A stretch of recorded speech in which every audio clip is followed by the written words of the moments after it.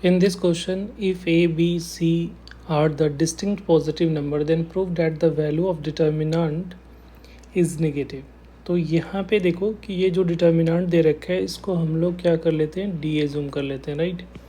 तो D assume कर लिया तो ये है, और यहाँ पे देखोगे इसको ऑब्ज़र्व करोगे, ठीक है, इसको डी मान लेते हैं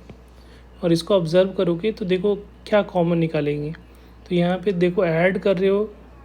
ठीक है, सारे कॉलन को ऐड करोगे, ठीक है। इसमें ऑपरेशन लगा देते हैं हम लोग,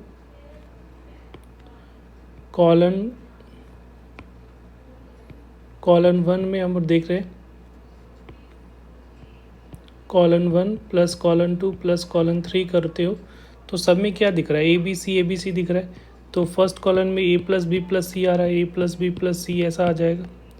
और ये A plus B plus C, और second column B C A, और third column as it is रहेगा, राइट। अब यहाँ से सारे कॉलम वन में सब में A plus B plus C है तो यहाँ से हम लोग कॉमन निकाल सकते हो। तो यहाँ से जो होगा डी की वैल्यू में क्या हो जाएगा, ए प्लस बी प्लस सी कॉमन निकाल दिए तो जो वैल्यू क्या बचेगी वो क्या होगा, पहला कॉलम तो 1 1 1 हो जाएगा, और बी सी ए, और ये क्या दिखेगा, सी ए बी, राइट।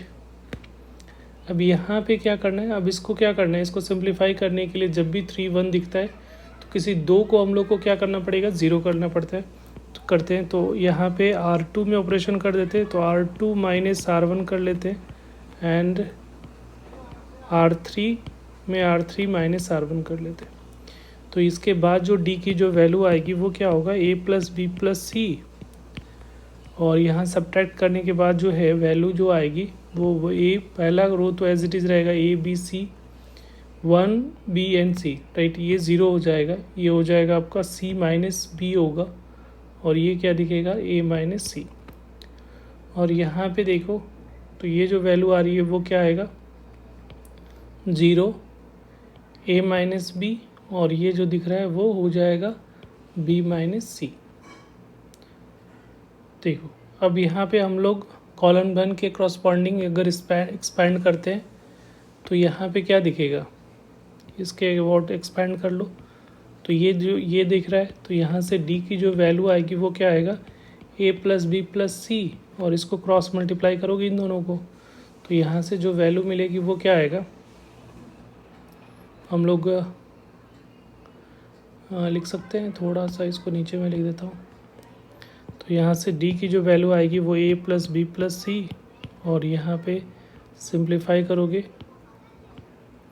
तो ये होगा सी माइनस बी इंटू, ये तो 1 हो गया तो C minus B into B minus C,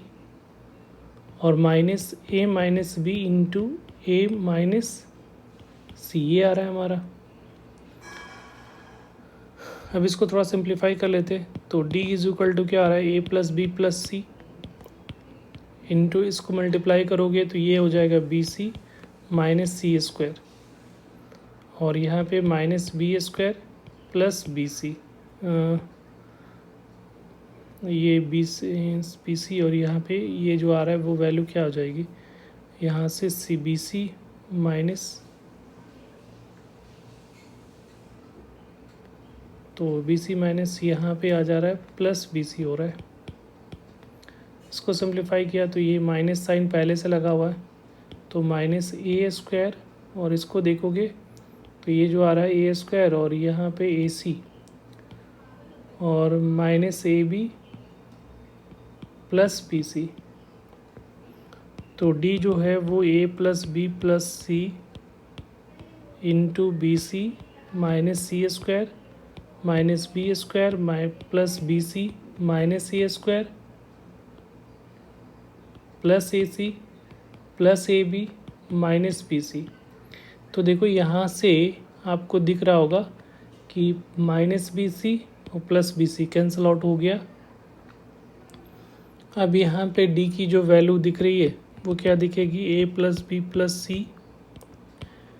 और इनटू में देखो अगर इन सब में माइनस कॉमन निकाल लोगे, क्योंकि जो भी स्क्वायर वाला टर्म है उसमें अगर माइनस हम लोग निकाल लेते हैं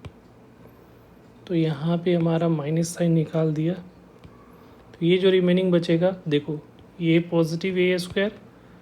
पॉजिटिव बी स्क्वायर और पॉजिटिव सी स्क्वायर, माइनस कॉमन निकाला है तो, और ये माइनस ए बी और माइनस बी सी, यहाँ से ये माइनस बी सी और ये जाएगा माइनस ए सी आ गया। अब इसको हम लोग को क्या करना पड़ेगा, यहाँ पे डी जो है minus A plus B plus C है, हम लोग क्या करें 2 से मल्टीप्लाई डिवाइड कर देते हैं। तो 2 से मल्टीप्लाई करोगे तो 2a square plus 2b square minus 2ab minus 2bc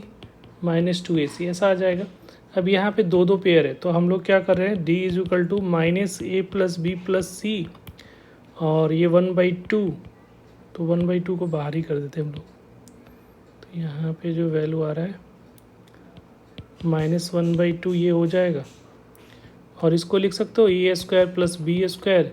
minus 2a भी हो जाएगा। फिर यहाँ पे B square plus C square minus 2ac और यहाँ पे C square plus C square minus 2ac, यहाँ पे -2bc होगा या -2ac ऐसा आ रहा है। अब यहाँ पे देखो ये एक परफेक्ट स्क्वायर बन रहा है, ये एक परफेक्ट स्क्वायर ये बन जाएगा स्क्वायर। तो यहाँ पे जो d की जो वैल्यू आ रही है वो -1/2 into A plus B plus C और ये इंटू ए माइनस बी का whole square plus B minus C का whole square plus C minus A का होल स्क्वायर, ये आ रहा है ये फाइनल रिजल्ट। अब यहाँ पे आ जाओ, तो ये जो सर्कुलेंट है, ठीक है, इसकी जो वैल्यू आ रही है वो अगर थोड़ा सा ध्यान से देखोगे तो इसकी वैल्यू जो आ रही है -1/2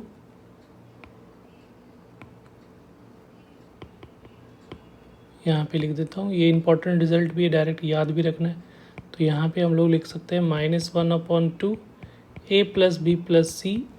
इंटू ए माइनस बी का whole square plus B minus C का whole square plus C minus A का होल स्क्वायर। अब यहाँ पे देखो, अब ये जो दे रखा है, क्या दे रखा है हम लोगों को कि ए बी सी डिस्टिंक्ट है और पॉजिटिव है। तो पॉजिटिव है तो ये इसका, तो ये तो पॉजिटिव हो गया, ठीक है, ये तो ग्रेटर देन 0 होगा पॉजिटिव, क्योंकि तीनों डिफरेंट है और पॉजिटिव है तो ये पॉजिटिव, ये वाला पार्ट पॉजिटिव हो गया। ये डिफरेंट है तो ये कभी 0 नहीं होगा, क्योंकि ये तो 0 है, ग्रेटर देन 0 होगा। तो दोनों डिफरेंट है, जैसे A not equal to B not equal to C है, तो ये कभी भी 0 नहीं होगा। और ये स्क्वायर है तो ये ऑलवेज पॉजिटिव होगा, ये भी पॉजिटिव होगा और ये भी पॉजिटिव होगा। तो ओवरऑल ये वाला पार्ट तो पॉजिटिव हो रहा है, ये भी पॉजिटिव हो रहा है, तो यहाँ से यहाँ तक का जो वैल्यू होगा वो भी क्या होगा, पॉजिटिव होगा। और इसके आगे पहले में क्या लगा हुआ, माइनस साइन, यहाँ पे देखो ये माइनस साइन लगा हुआ है, तो ओवरऑल कैसा हो जाएगा, नेगेटिव हो जाएगा। तो यही हम लोग को प्रूव करना था, ठीक है। और ये सर्कुलेंट का स्टैंडर्ड रिजल्ट भी है, तो इसको याद भी रखना है। Thank you.